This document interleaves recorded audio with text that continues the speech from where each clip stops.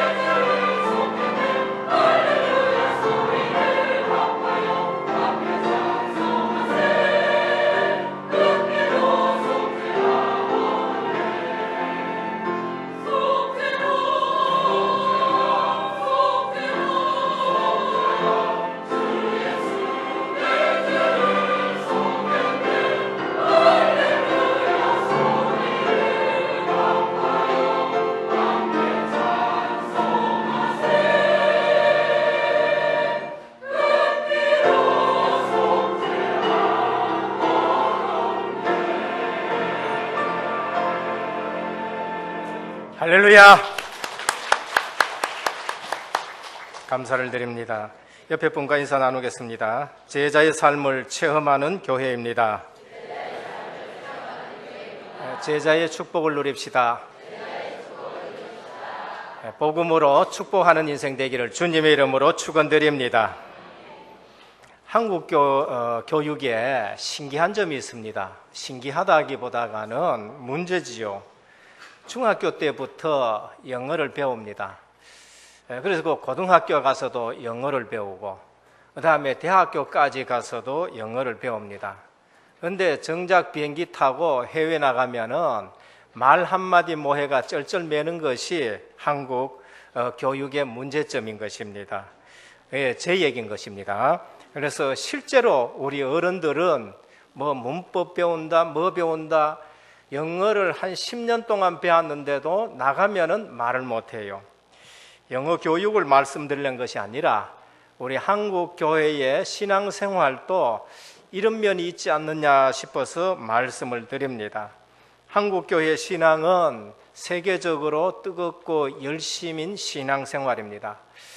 다른 나라에 가서 볼 수 없는 그러한 신앙생활을 하고 있죠. 기독교 역사가 이제 130년 곧 되어집니다만 외국의 신학자들이라든지 목회자들이 한국 와보고 놀라는 게 두 번 있다 그래요. 교회에 가서 성도들이 100년 만에 이처럼 교회가 부흥한데 놀란다 그럽니다. 오늘도 우리 교회 거의 가득 차는입니다만은 외국 교회는 지금 그렇지 않아서 탈이 나가 있는 것이죠. 그래서 100년 만에 한국의 성도들 이처럼 많은 것에 놀라요. 두 번째 놀라는 것은 이제 교회 바깥에 나가서 놀라는데 성도가 하나도 안 보인다는 사실에 놀라는 것입니다. 그러니까 신앙생활이 예배당 나서 보면은 신앙생활이 끝난다는 것이죠. 그게 바로 이제 종교생활입니다. 실제로 우리가 신앙생활이 누림이 되지 못하는 것, 그런 신앙생활을 교회 와서 하고 있다라고 말씀을 합니다. 우리는 성경을 보면서 하나님의 말씀을 들으면서 신앙생활에 몇 가지 사실 답을 내야 우리가 신앙생활이 제대로 되어집니다. 늘 말씀드립니다마는 우리 인생의 해답이 무엇이냐? 아무 데 가도 이 해답은 나지가 않습니다. 아무리 고행하고 열심히 살고 해도 인생 해답은 없습니다. 그래서 하나님이 예수 그리스도를 이 땅에 보내셨는데 인생의 해답 예수 그리스도입니다. 모든 문제 해결자인 줄 믿으시길 바랍니다. 결론 내고 신앙생활해야 돼요. 답을 가지고 신앙생활해야 됩니다. 이것이 답이 안 난 신앙생활 하니까 아무리 열심히 하고 노력하고 착하게 해도 신앙생활 하는데 내 문제는 해결되어지지 아니하고 늘 근심, 걱정, 염려가 떠나지 않는 그러한 신앙생활을 하는 거죠. 인생의 방향인 것입니다. 답을 내야 됩니다. 전도와 선교가 우리 인생의 방향인 것입니다. 세계 복음화가 인생의 방향이에요. 구약 성경 보면은 하나님은 늘 가나안 땅으로 가라 그렇게 말씀하지요. 신약에는 부활하신 주님이 내가 너희에게 가라 하는데 모든 족속에게 가라 그렇게 말합니다. 구약과 신약의 방향이 가나안이고 세계 복음화 이제 틀립니다만은 의미는 같은 것이지요. 그래서 우리는 실제 불신자처럼 그러한 방향을 가지고 사는 것이 아니라 주님이 지시한 방향, 너희는 가서 모든 족속으로 제자를 삼아라. 오직 성령이 너희에게 임하시면 너희가 권능을 받고 땅끝까지 이르러 증인이 되리라. 이것이 우리의 방향입니다. 우리 인생의 내용이 뭡니까? 답을 내야 됩니다. 임마누엘입니다. 내 삶의 내용이 무엇이어야 되느냐? 임마누엘이 되어야 돼요. 이것이 우리의 삶의 내용인 것입니다. 요셉은 노예로 갔었습니다. 그런데 노예가 힘들지 않다 그 말이 아니지요. 힘든 노예 생활 하더라도 인생 내용은 임마누엘에 있었습니다. 그러니까 보디발이 봐도 감동을 먹는 거예요. 그리고 바로가 봤는데도 감동을 먹는 겁니다. 여호와의 신의 이처럼 충만한 자를 내가 보지 못했다 얘기를 하는 겁니다. 우리는 노예에 걸립니다.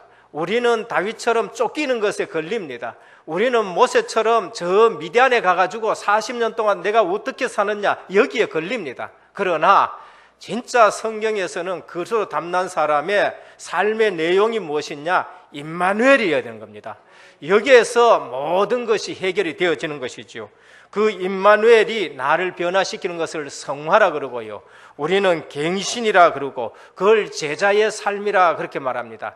임마누엘 빠진 삶은 그건 불신자의 삶이고요. 그건 내 인생의 삶이 되어지는 것입니다. 여러분 볼 때에 하나님이 여러분하고 함께 계시는 것이 보여지는 삶이 되기를 축원드립니다. 그게 여러분 삶의 내용이어야 되는 거예요. 인생의 응답이 뭡니까? 만남의 축복입니다. 제자입니다. 이렇게 살아가는 사람에게 하나님은 제자를 붙이시는 것이죠. 저는 힘든 신앙생활을 참 많이 했었습니다. 착하게도 신앙생활하고 열심히도 해보고 시키는 대로 다 해봤지만은 내 인생의 무거운 짐은 해결이 되어지지 않는다는 것이지요.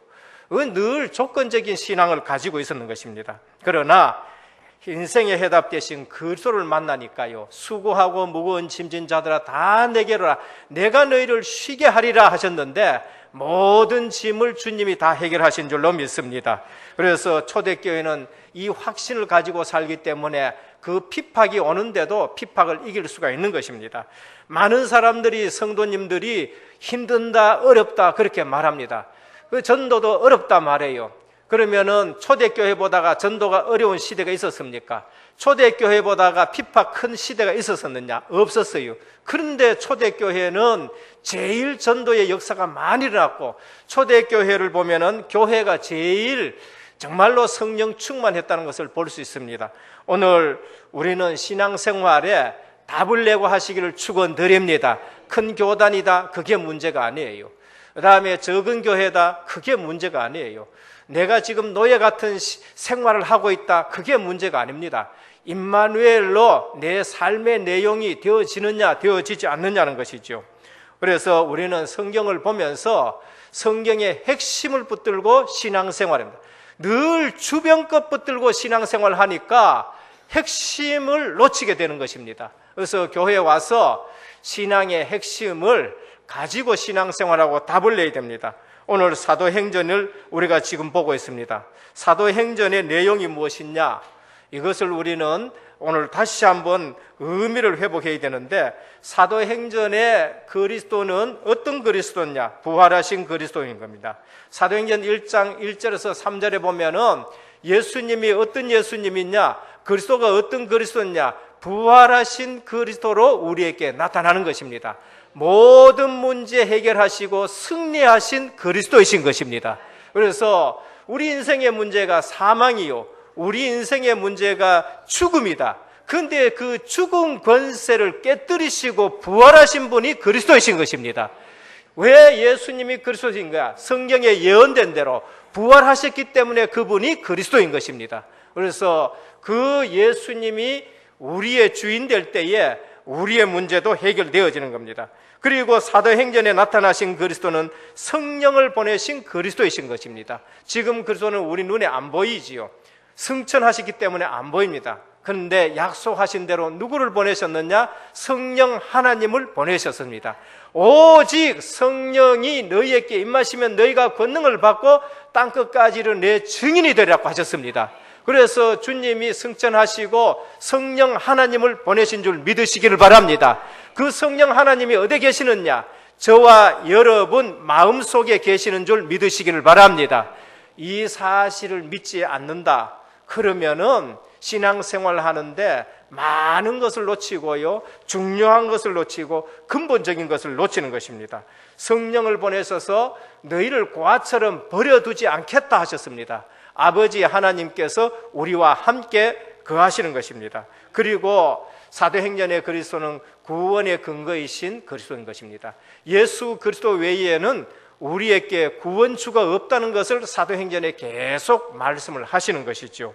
그래서 이 사실이 이제는 사도행전 연장선상에서 살아가는 제자인 여러분들에게 누려지기를 축원드립니다. 믿어져야 되는 것이요.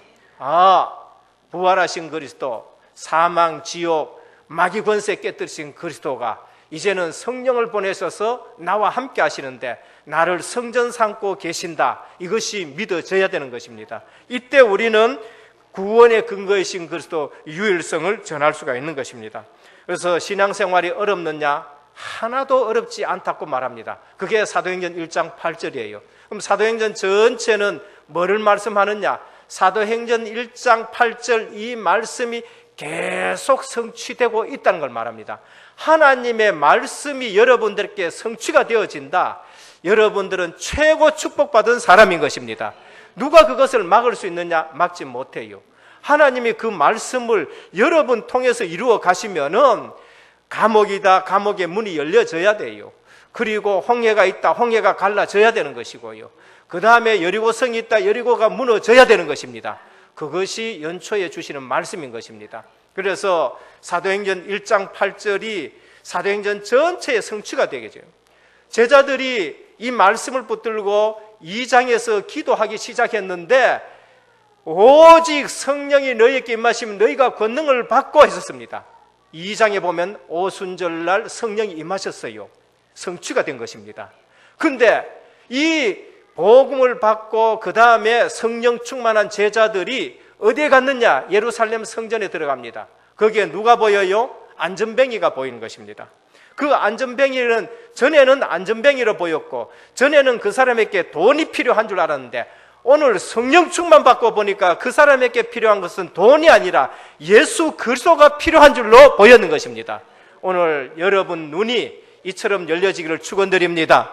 그래서 베드로가 은과 금은 내게 없거니와 내게 있는 것으로 네게 주는데 나사렛 예수 그리스도 이름으로 일어나 걸어라 했습니다. 예수 그리스도를 그에게 증거하는 겁니다. 그게 예루살렘이에요. 예루살렘에 이 복음이 증거되기 시작하는 것입니다. 그러니까 교권 가진 자들이 4장에 유대 교권들이 나타나가지고 예수 이름으로 절대 말하지 말라.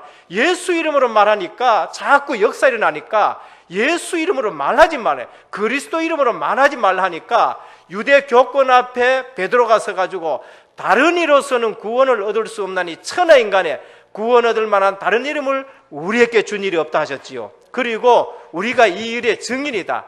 내가 너희 앞에서 하나님 말씀 듣는 것이 옳은가, 너희 말 듣는 것이 옳은가 한번 판단해보라 하면서 유대 교권 앞에 복음이 증거되기 시작하는 것입니다.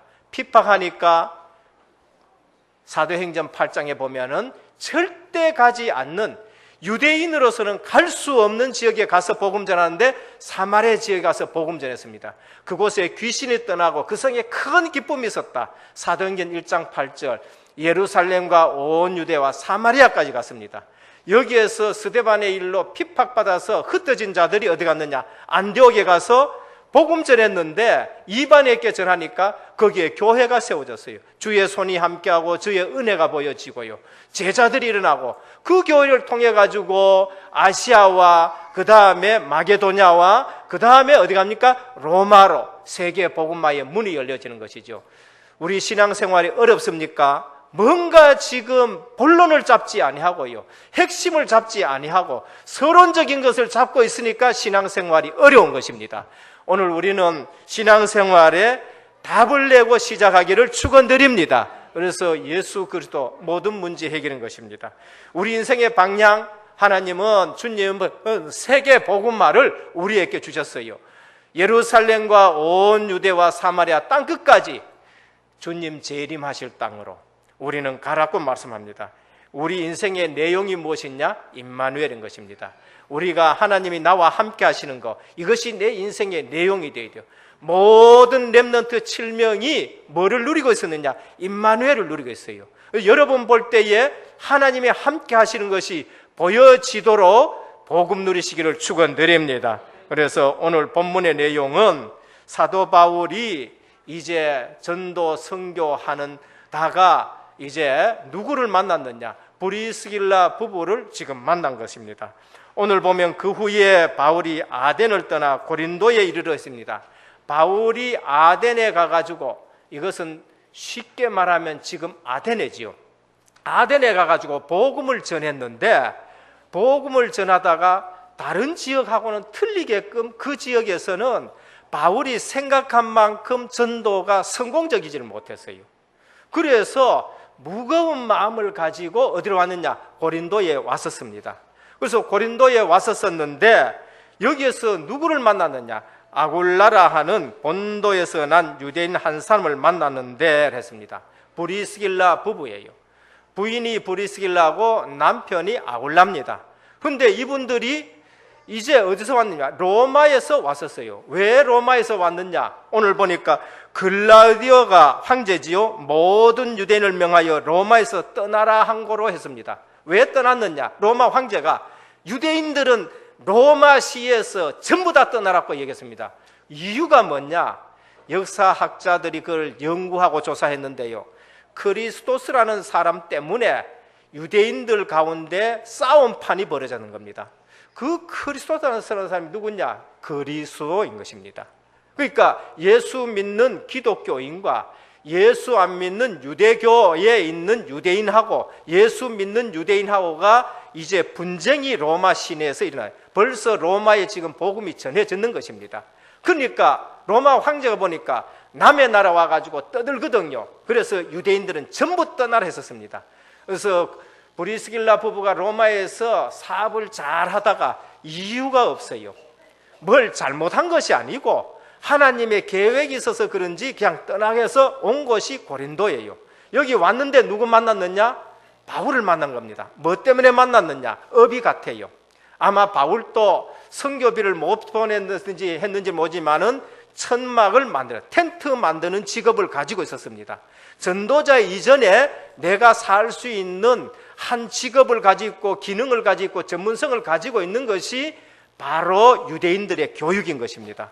그러니까 브리스길라 부부도 똑같이 그러한 직업을 가지고 둘이 이제 텐트를 만들기 시작했는데 가만히 보니까요, 이분이 텐트 만들 사람이 아니요, 복음 전할 사람이고 선교사거든요.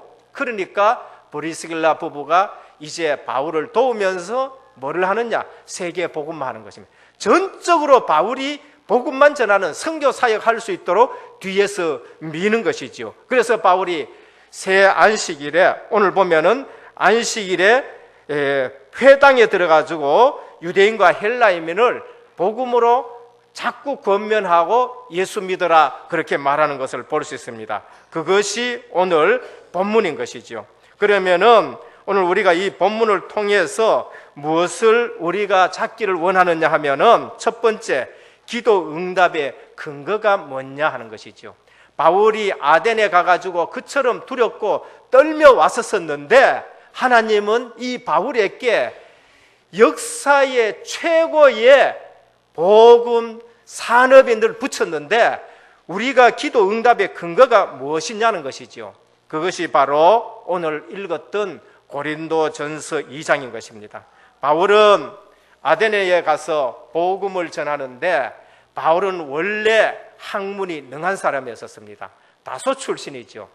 당시에 그리스 아데네와 아프리카 알렉산드리아와 그리고 바울이 자란 다소가 세계 3대 학문 도시예요. 그럼 바울이 거기서 자랐는데 철학을 안 배웠느냐? 3대 학문 도시에 철학을 배웠단 말이에요. 딴 데서는 안 그랬는데 바울이 유독 아데네에 가니까 철학의 도시잖아요. 거기서 복음 전할 때에 아마 철학을 바탕으로 해서 오직 글소 보다가는 자기의 지식을 가지고 자기의 경험을 가지고 학문을 가지고 복음을 조금 전했는지 완전 거기에서는 실패해버렸어요. 바울이 생각한 지교회도 없어졌고 그냥 몇몇 사람만 복음 듣게 됐어요. 그래서 올 때에 이제 고린도에 올 때에 어떻게 왔느냐? 바로 오늘 고린도전서 2장 1절에서 5절입니다. 형제들아, 내가 너희에게 나아갈 때에 하나님의 증거를 전할 때에 말과 지혜의 아름다운 것으로 아니하였나니 내가 너희 중에서 예수 그리스도가 그의 십자가에 못 박힌 것 외에는 알지 아니하기로 작정하였다 했었습니다. 그리고 지혜 있는 자가 어디 있느냐? 고린도전서 1장 20절이요. 선비가 됐냐? 이 세대의 변론가가 어디 있느냐? 하나님께서 이 세상의 지혜를 미련한 것이 아니냐라고 말씀하시고 내가 너희 가운데 올 때에 심히 약하고 떨어노라 그렇게 말. 이유 뭐지요? 복음의 유일성을 놓친 것이지요. 그래서 오늘 우리가 기도 응답의 근거가 무엇이냐? 복음의 유일성으로 무장하라라는 것을 말씀드립니다. 오늘 우리는 복음 메시지가 새롭게 다시 정리되기를 주님의 축원드립니다. 바울은요 아데네에 가가지고 고린도에 올 때에 복음의 유일성으로 다시 무장했어요. 내가 예수 그리스도의 십자가 외에는 절대 자랑하지 않겠다 하셨습니다. 갈라디아서가 있습니다. 고린도 전후서나 갈라디아서나 거의 2, 3년 안에 같이 쓴 편지입니다. 근데 갈라디아서에 보면은 바울이 이렇게 말합니다. 내가 전한 이 복음 외에 다른 복음을 전하면은 천사가 전할지라도 저주를 받을지어다 했었습니다. 여러분들 복음의 유일성을 바울이 얼마나 강조했느냐? 오늘 우리 교단이 뭘 강조하느냐? 복음의 유일성을 강조해요. 복음 이외에는 인생 문제 해결할 것이 전혀 없다는 것이죠. 오늘 바울이 복음의 유일성으로 무장하고요, 복음 메시지를 다시 정리해서 쓸 때에 와 보니까요, 하나님이 로마에 있는 브리스길라 부부를 붙여가지고 바울 일평생에 전도하는데 동력자로, 보호자로, 생명건자로 이방인 교회도 그에게 감사할 수 있는 인물을 붙인 것을 볼 수 있습니다. 오늘 기도 응답의 근거, 우리는 열심히 기도하려 합니다. 그 우리가 종교인입니까? 그게 아니고 우리 기도 응답의 근거는 복음의 유일성으로 말씀이 정리가 되어야 돼요. 여기에 하나님은 모든 축복을 다 쏟아부어 주시는 것입니다. 그래서 우리는 열심으로 산에 가가 기도하는 것이 아니고요, 1분을 기도하고 10분을 기도하여도 말씀에 근거한 하나님의 약속을 잡고 기도하시길 축원드립니다. 그래서 기도하지 않는 사람들요, 왜 기도하느냐? 기도 응답을 맛을 못 봐가 그렇죠. 기도하는 사람은 왜 기도하느냐? 언약을 잡고 하나님의 응답과 하나님의 역사를 봤기 때문에 계속 기도하는 것입니다. 둘째입니다. 오늘 우리는 기도 응답의 근거가 무엇이냐? 메시지 정리고 말씀 정리인데 바울은 복음의 유일성으로 다시 무장이 되어지고 다시 정리가 되었습니다.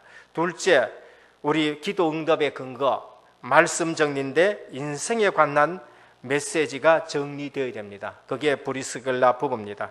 직업에 대한 메시지가 정리되어야 되고요, 직분에 대한 메시지가 정리되어야 되고 내가 처한 상황에 대한 메시지가 정리가 되어야 됩니다. 브리스길라 부부는 로마에 있다가 이유 없이 그 사건을 통해서 모든 것 두고 이제 고린도 지역에 왔는데 여기서 누구 만났느냐? 바울을 만나가지고 하나님이 세계 복음화하기 위해서 어마어마한 축복을 주신 것이죠.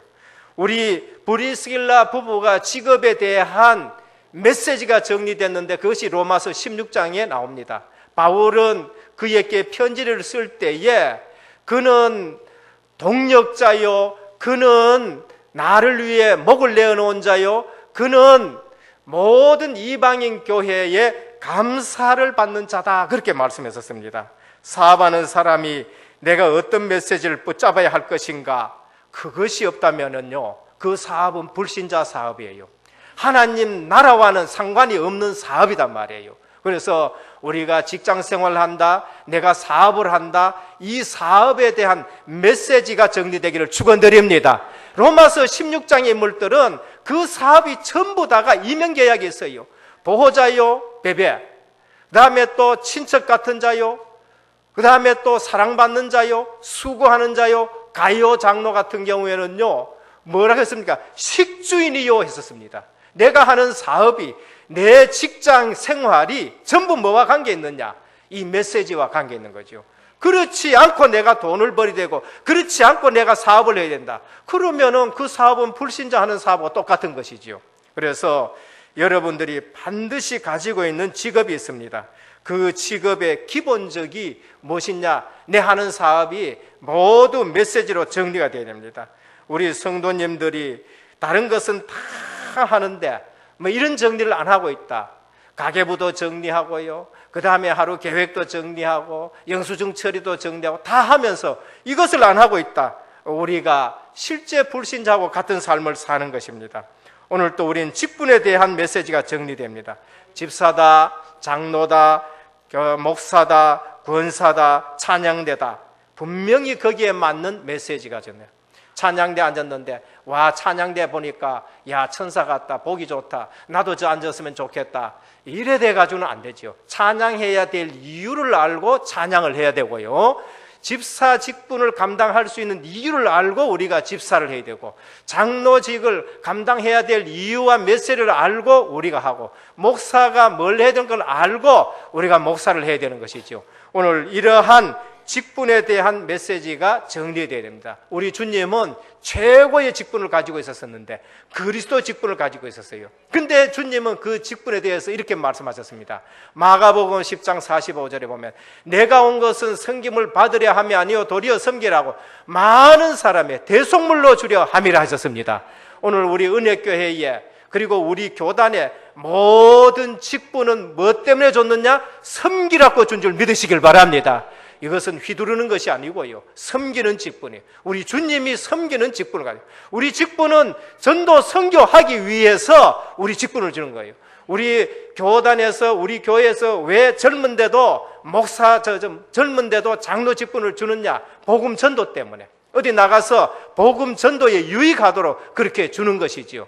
왜 장로로 세우고, 왜 권사로 세우고, 집사로 지교회 하라고 주는 줄 믿으시길 바랍니다.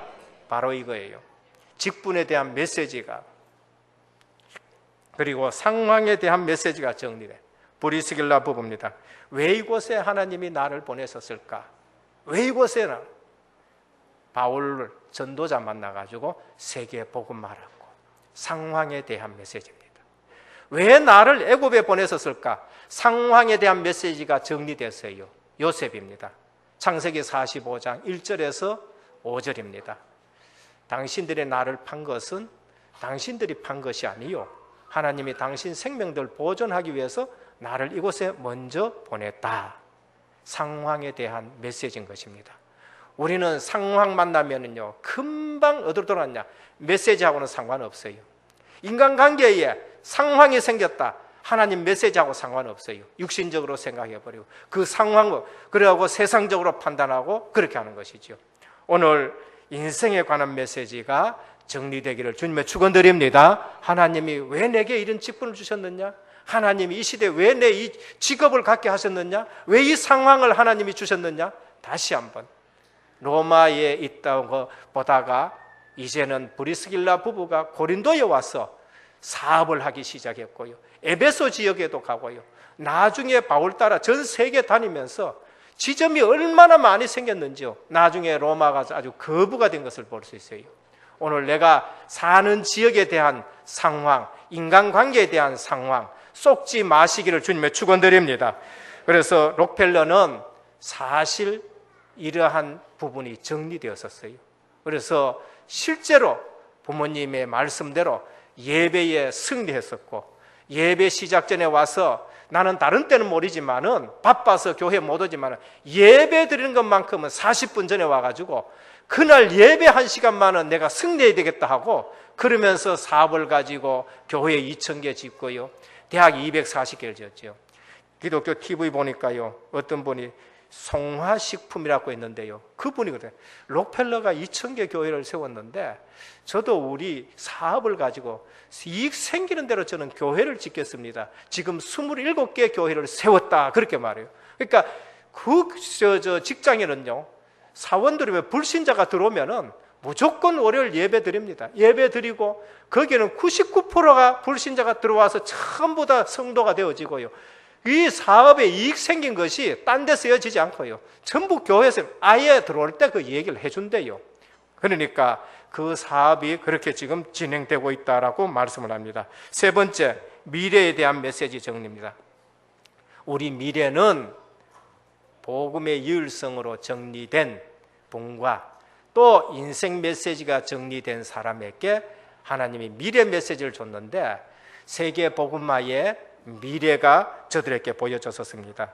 그리고 바울은 메시지 중에 그걸 다 잡았는데 하나님께서 미래 메시지를 주셨어요. 네가 가이사 앞에 서야 할 것이라. 너는 이방인과 임금들과 이스라엘 위에 택한 나의 그릇이다. 미래 메시지를 전부 다 주신 것입니다. 그래서 강단 말씀을 통해서 우리 인생의 미래가 전부 다 나오게 되어지는 것입니다.